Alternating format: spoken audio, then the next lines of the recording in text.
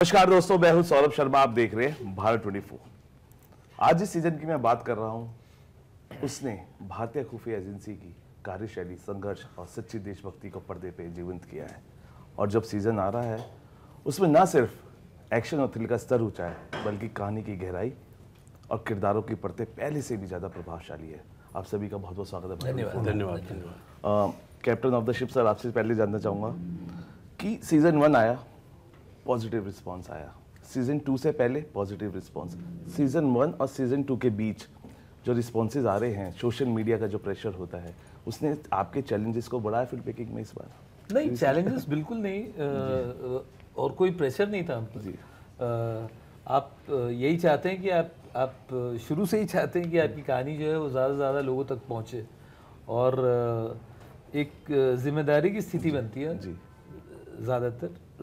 और बहुत मज़ा आया हम लोगों को इस सीज़न में वापस आकर काम करने में, और जितना मज़ा हमें आया, आशा है, उम्मीद है कि हमारे दर्शकों को भी उतना ही आएगा। नीरज सर, क्या इसमें कुछ नया स्टाइलिस्टिक या टेक्निकल एक्सपेरिमेंट किया गया?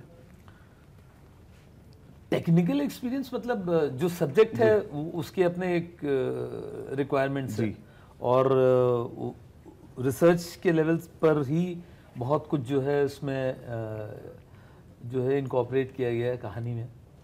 तो जब आप देखेंगे तो आपको होपफुली मज़ा आएगा।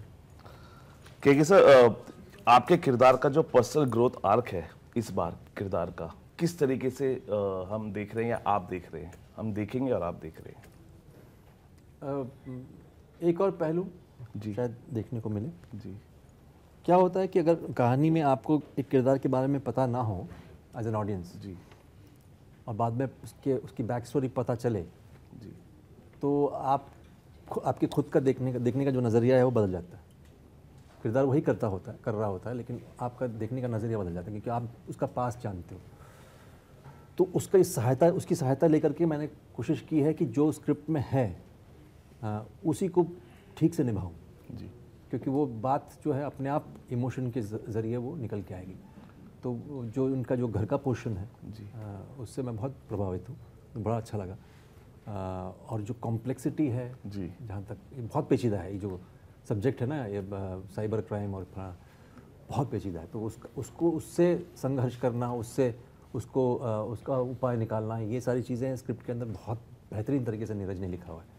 सर, एज अ लेमैन अगर मैं पूछूं, क्योंकि साइबर वॉर अभी हम बहुत सारी हेडलाइंस भी पढ़ते हैं, आर्टिफिशियल इंटेलिजेंस ने अभी क्या किया है, बहुत सारे अभी डीफेक वीडियोस के बारे में भी हमने देखा है। आपको क्या लगता है कितना डेप्थ तक ये अभी हमारे बीच घुल मिल गया है और नुकसान पहुंचा रहा है? टेक्नोलॉजी का भी नुकसान आप जिस तरह से उसका इस्तेमाल करोगे जी, उस पर निर्भर करता है। टेक्नोलॉजी तो बना है आपकी सेवा के लिए जी, अगर आप उसकी सेवा करने लगे तो गड़बड़ है।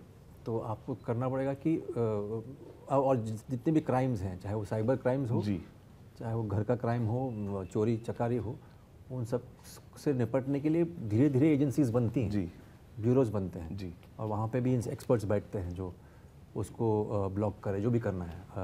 तो वही तरीका है, वो ज़िंदगी ऐसी चलती रहती है। आप जैसे आप बढ़ते जाएंगे तो वहाँ पे ख़राब भी इंसान मिलेंगे, अच्छे भी मिलेंगे। विनय सर, आपने इस किरदार को किस तरीके से विकसित किया है? मैं बताता हूँ आपको। जिस तरह से इन्होंने उसका इजाद किया नहीं, सही में इजाद तो इन्होंने किया है ना। उस किरदार को लिखने वाले ये हैं, उसको जन्म देने वाले ये हैं, उसके माई बाप नीरज जी हैं जी। हम क्या हैं? हम तो तुच्छ चीज़ हैं जिसने जन्म तो दिया। निमित्त मात्र है। एक पहले पुराना गाना था, एक ने तुझको जन्म दिया रे, एक ने तुझको पाला।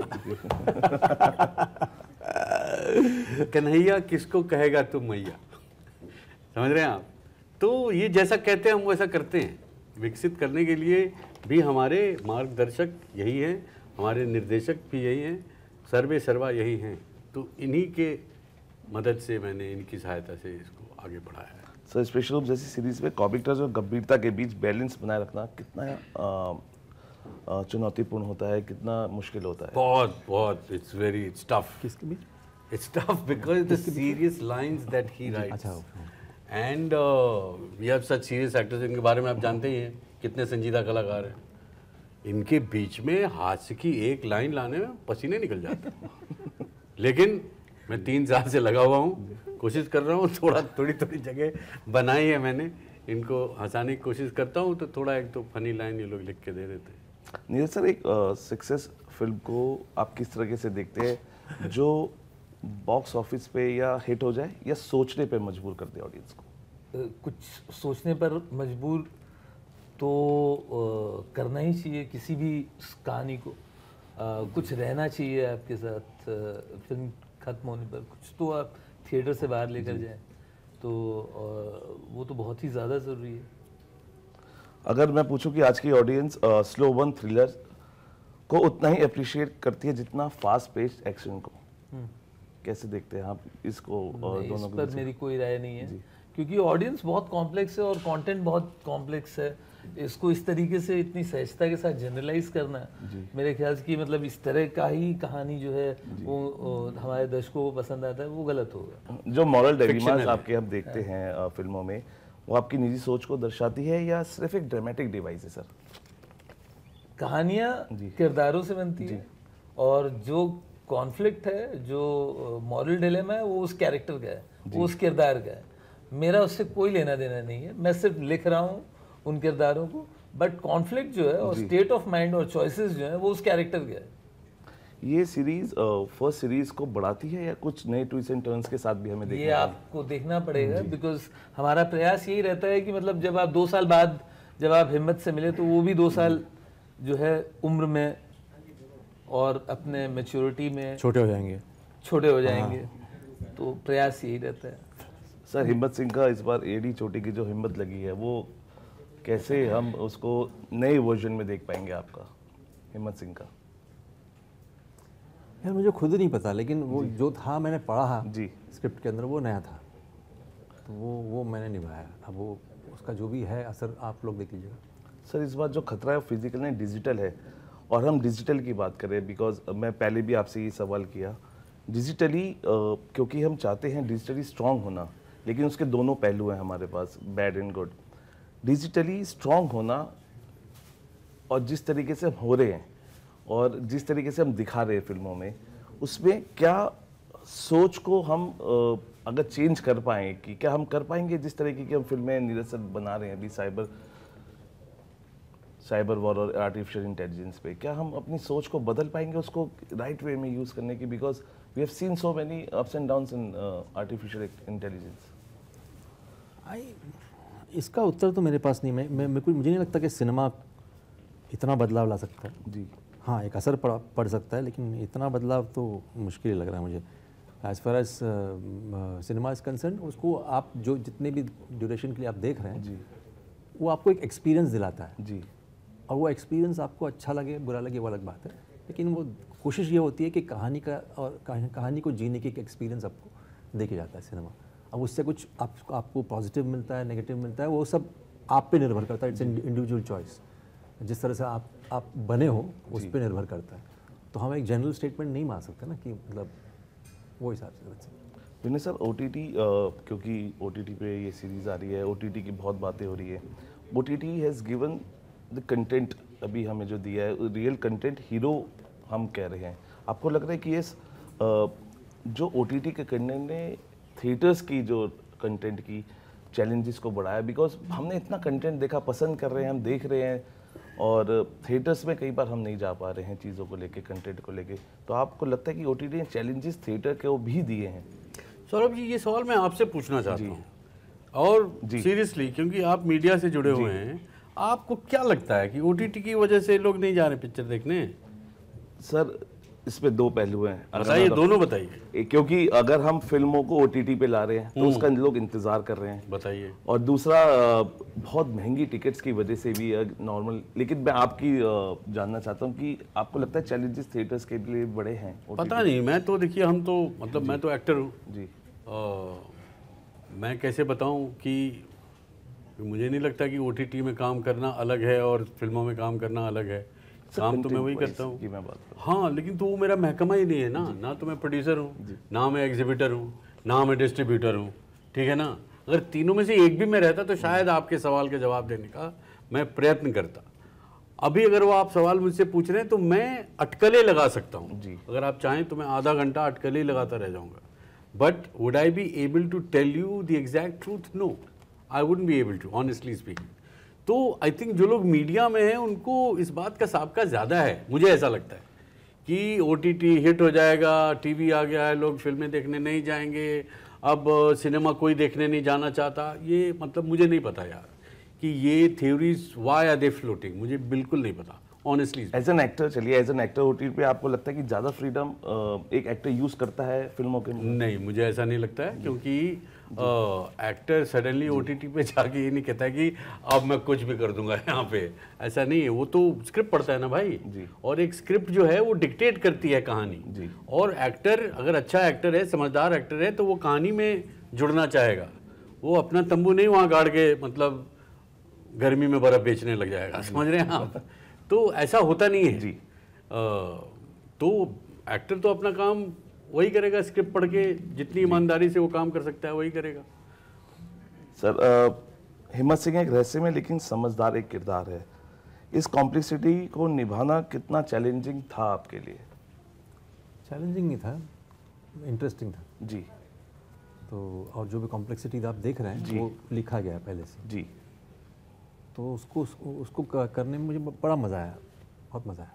नीरज सर, आपका विजन हमेशा मल्टीलेयर नैरेटिव्स के लिए जाना जाता है। इस बार कहानी को कैसे लेयर किया आपने स्पेशल ओप्स के सेकंड सीजन सीरीज को? कैसे लेयर किया है?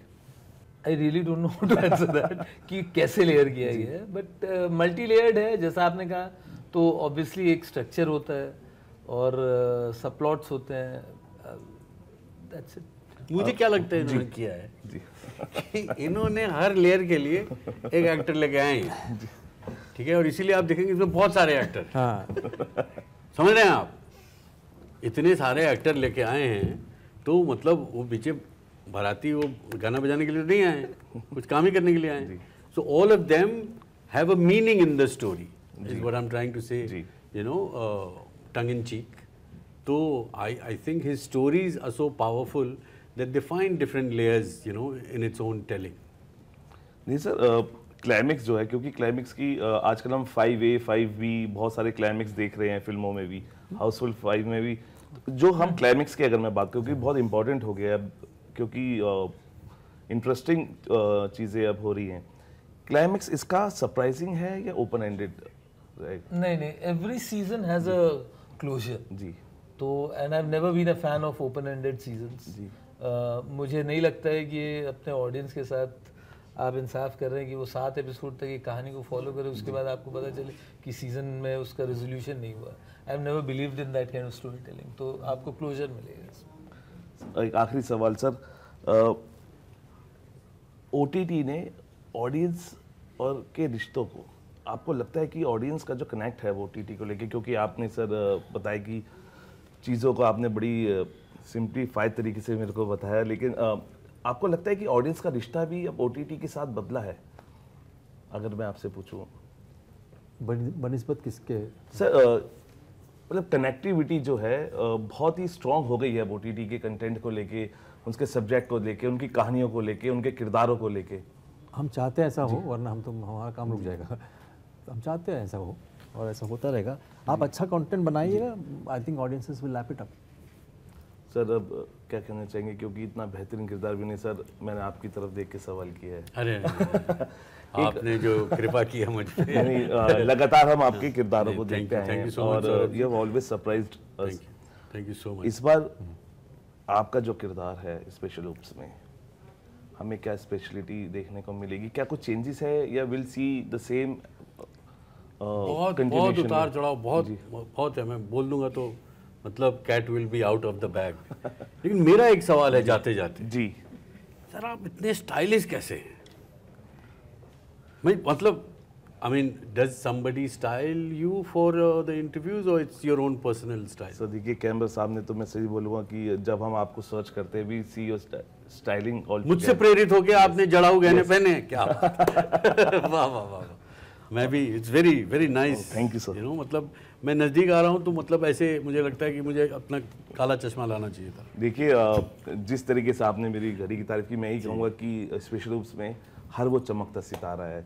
जो आपकी आंखों की रोशनी को टिमाएगा। लेकिन उसके लिए आपको क्या करना है, आपको वेट नहीं करना है बहुत सारी सीरीज का अलग अलग वीक के लिए, वो एक साथ आ रही हैं 11 जून से, 11 जुलाई से 11 जुलाई से आ रही है, पिटवाइएगा महाराज। 11 जुलाई से आ रही है। और अगर आप पहले वाले सीजन के फैन हैं तो मुझे लगता है कि आप इसके अब सुपर फैन होंगे, बिकॉज कहानी कुछ ऐसी नीरज सर लेके आते हैं और किरदार वही हैं, लेकिन उनकी जो उनमें जो नयापन है वो आपको देखने को मिलेगा।